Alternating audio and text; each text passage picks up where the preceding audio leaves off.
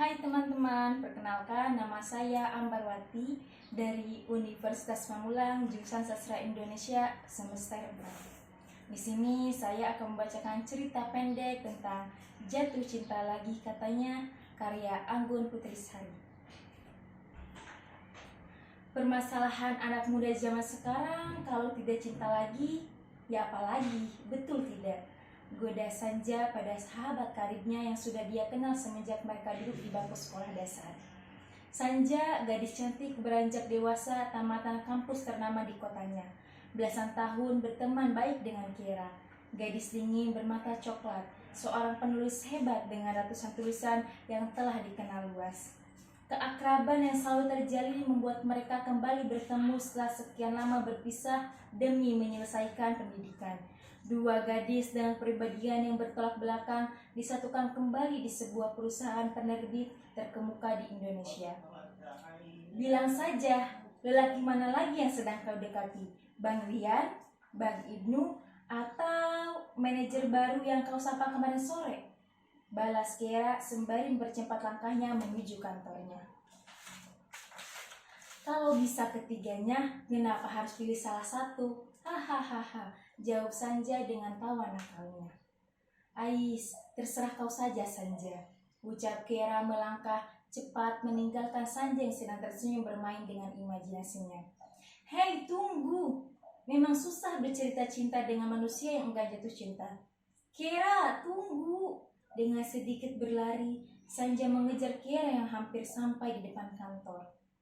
7 tahun berlalu semenjak Kira memutuskan hubungannya dengan lelaki yang ia cintai, membuat Kira berpikir bahwa jatuh cinta bukanlah suatu hal yang menyenangkan. Bagi Kira, jatuh cinta hanyalah kebahagiaan semu yang dibungkus rapi, seolah-olah bahagia.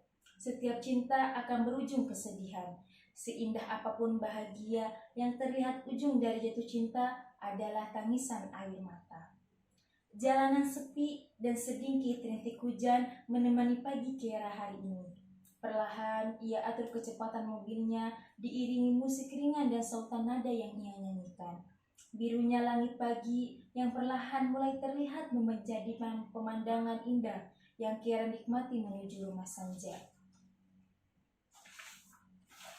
Handphone Kira berdering, menandakan pesan masuk bertuliskan, "Saya sudah siap, jemput di tempat biasa ya mbak, nanti saya beri bintang 5. Dih, kalau tidak merepotkanku setiap pagi, bukan Sanjak namanya, ucap Kira tertawa geli membaca pesan singkat dari teman baiknya itu. Sudah menjadi rutinitas setiap hari bagi Kira untuk menjemput dan mengantar Sanja pulang, karena ia tahu, selain menulis novel yang bagus, Sanja tidak memiliki keahlian lain. Di tengah perjalanan, tiba-tiba Kira menahan laju kendaraannya hingga berhenti dan terpaku pada pandangan manis yang ia lihat di ujung jalan. Seorang pria muda tampan sedang membantu menyeberangi bocah kecil yang hendak berangkat sekolah. Gelak tawa mereka mengetuk kecam mobil Kira, membuat Kira ikut tersenyum melihatnya. Senyum manis dan pipi merona Kira terpancar ketika pria tersebut menundukkan kepala ke arah mobil Kira, seolah mengucapkan terima kasih karena bersedia berhenti membiarkan mereka menyeberangi jalan. Senyum pria itu melekat hingga Kira sampai di depan rumah Sanja. Selamat pagi, udaranya segar ya mbak? Goda Sanja pada Kira yang masih tersenyum. Hei, kau kenapa? Senyum-senyum, kayak lagi kasmaran saja. Kira tersentak mendengar ucapan temannya itu. Dia hanya terdiam dan kembali fokus pada jalanan. Tumpukan kertas sudah menanti Kira di ruangan sederhana yang menjadi tempat terbaik Kira menuangkan semua ide dan pikirannya untuk menulis. Satu persatu ia perhatikan dan memilih pekerjaan mana yang ingin dia selesaikan terlebih dahulu. Hingga mata Kira berhenti pada sebuah kertas tertuliskan biografi seorang pelukis hebat.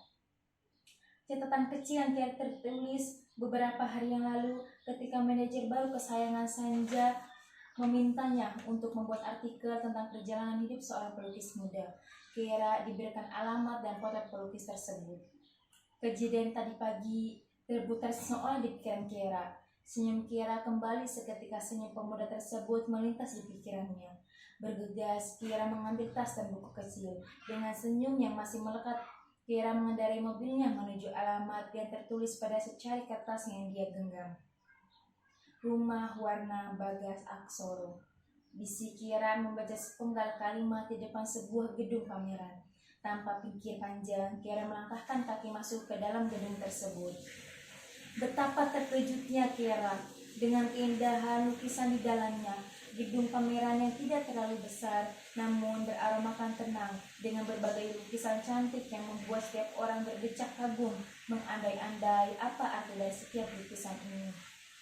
Permisi, ada yang bisa saya bantu? Saya Bagas, sapa ramah seorang pemuda sembari menjulurkan tangan. Kiara balas Kiara menjangkut tangan pemuda tersebut. Mata pemuda tersebut berhenti pada kartu pengenal yang mengagumkan di leher Kiara. Oh, Mbak dari penerbit yang ingin membuat artikel tentang pandangan saya? Ucap ramah pemuda yang masih berdiri di hadapan Kiara dengan senyum manis persis seperti senyum tadi pagi yang ia lihat. Kiara pun tersentak. Iya Mas Bagas, jadi begini. Kiara memperkenalkan diri dan menjelaskan hal apa saja yang harus dia ketahui untuk dapat menulis tentang biografi dan pameran rumah warna Bagas Aksoro.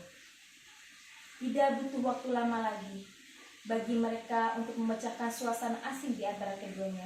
Bagas yang begitu semangat menjelaskan tentang dirinya dan beberapa lukisan yang ada di gedung pameran tersebut. Siapa sangka seorang gadis yang pernah dengan begitu yakin mengatakan enggan jatuh cinta kini terdiam hanya dengan senyum manis pria sederhana di hadapannya. Tidak ada satupun kata yang Kiara tulis pada bukunya, seolah semua ucapan Bagas dapat ia putar kembali dengan utuh di pikirannya kapanpun ia mau. Terima kasih Mas Bagas, kami usahakan artikel ini terbit minggu depan. Tutup Kiara untuk mengakhiri perbincangan mereka. Terima kasih kembali Mbak. Tidak perlu terburu-buru, saya percaya pasti Mbak dan tim melakukan yang terbaik. Jawab ramah Bagas sembari mengantar Kiara keluar. Kiara kembali ke kantor dan menemui Sanja yang duduk di taman kantor, tempat biasa mereka janjian bertemu makan siang.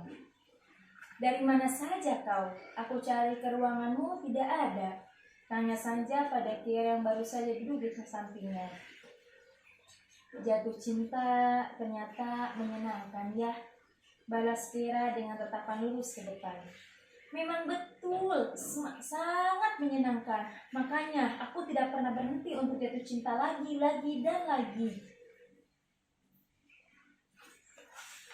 Kau saja yang sudah tidak ingin jatuh cinta. Sudahlah, tidak semua laki itu sama seperti mantan pacarmu Kiara. Lagian, jikapun kita dapat yang sama, kita coba lagi sampai bertemu yang pas.